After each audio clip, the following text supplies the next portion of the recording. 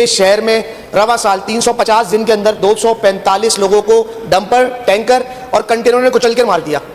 जनाब स्पीकर, अच्छा 15 दिन रह गए साल खत्म होने में, अभी तक इस साल में हमने कोई नहीं देखा कोई इक़दाम हुकूमत ने किया हो।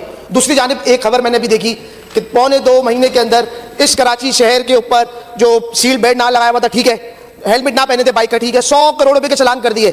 जनाब स्पीकर, मैं सवाल मेरा यह है कि कितने ई चलान इस वाटर टैंकर और डंपर के हुए हैं? क्योंकि जनाब स्पीकर, मैं शहर में घूमता हूं, मेरे एमपीएस भी घूमते होंगे, मुझे कोई नहीं डंपर टैंकर में 50% टैंकर डंपर ऐसे शहर में घूम रहे हैं जिन पे नंबर प्लेट ही वाजे नहीं है।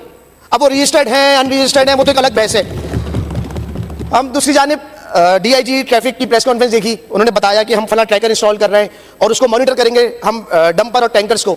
वो अभी तक ऐसा कोई भी इक़दाम मैंने नहीं देखा कि वो डंपर या टैंकर को मॉनिटर कर रहे हों या उनके खिलाफ कोई एफआईआर हुई हो। इस शहर में जनाब स्पीकर, मेरे हल्के में लियाकताबाद में अभी एक निजी फूड कंपनी का राइडर को कुचल दिया, और अभी 3 रोज पहले सुरजानी टाउन के अंदर इंटरमीडिएट का स्टूडेंट आबिद जो 17 साल का था, जिसकी मां ने व्हाइट शर्ट पहना के उसको कॉलेज रवाना किया, उसको वाटर टैंकर ने वहां पे कुचल दिया।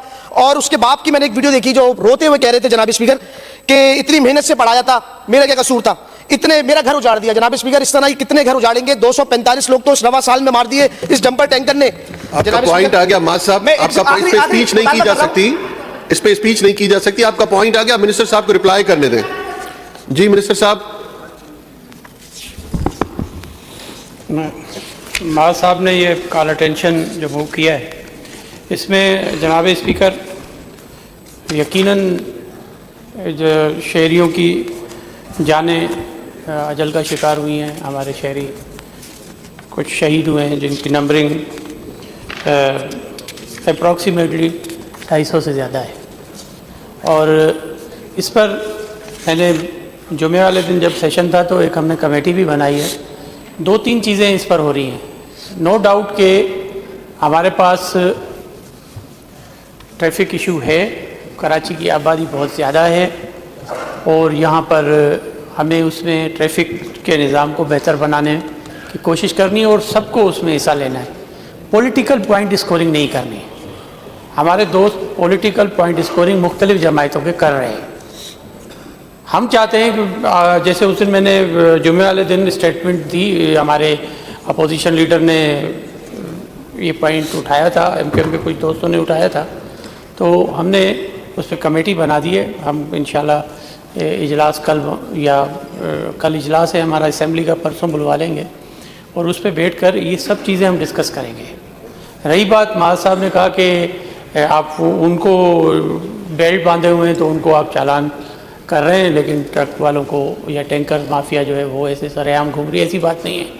1 लाख रुपए का चालान ले रहे हैं उनसे, और तफसील में अप टू डेट आज तक की माज साहब को हवाले कर देता हूँ कि कितने ट्रक, टैंकर वगैरह जो ओवर स्पीडिंग में चालान हुए, वो एक दिन में 3-3 बार भी वो चालान हुए हैं। तो 1 लाख रुपया सबसे ज़्यादा जो ओवर स्पीडिंग की चालान का हमने लगाया ही ट्रक और टैंकर पर है, और वहाँ पर उनकी हमने स्पीडोमीटर लगा हुआ है। तकरीबन 12,000 ऐसे ट्रक और टैंकर्स हैं जिस पे हमने लगवा दिया है। बाकी को भी रेगुलेट कर रहे हैं ताकि या लगा लें वो, तो वो स्पीडोमीटर जो है जिसके अलार्म आ जाता है, जैसे स्पीड बढ़ेगी वो अलार्म हमारे पास सेफ सिटी का जो हमारा आईजी ऑफिस में कंट्रोल रूम है उसमें वो आ जाता है, उसको चालान कर रहे होते हैं। तो हम इस तरफ से कोई बिल्कुल, हमें भी एहसास है इस शहर के शहरियों का, और यकीनन ये जो हादसा हो रहे हैं इसमें यकीनन किसी ना किसी का कोई ना कोई गलत एक्शन होता है जिसकी वजह से हादसा हो रहा है। हर किसी को अपने चीज़ों को एड्रेस करने की ज़रूरत है, उसमें मोटरसाइकिल वाला हो, कार वाला हो, या जो कार ड्राइविंग कर रहा है, मोटरसाइकिल ड्राइविंग कर रहा है, या मुख्तलिफ़ किस्म की और जो व्हीकल से ड्राइव कर रहे हैं, उनको अपने अपने उसमें रहकर जो तरीक़ेकार है, जो ड्राइविंग के असूल है उसमें रहकर ही उन्होंने चलना है। लेकिन यहाँ पर होता ये, रेड लाइट जल रही है और मोटरसाइकिल वाले गुजर रहे हैं, हेलमेट नहीं पहन रहे हैं, 50। अच्छा, फिर कहा जाता है कि अवेयरनेस नहीं आ रही।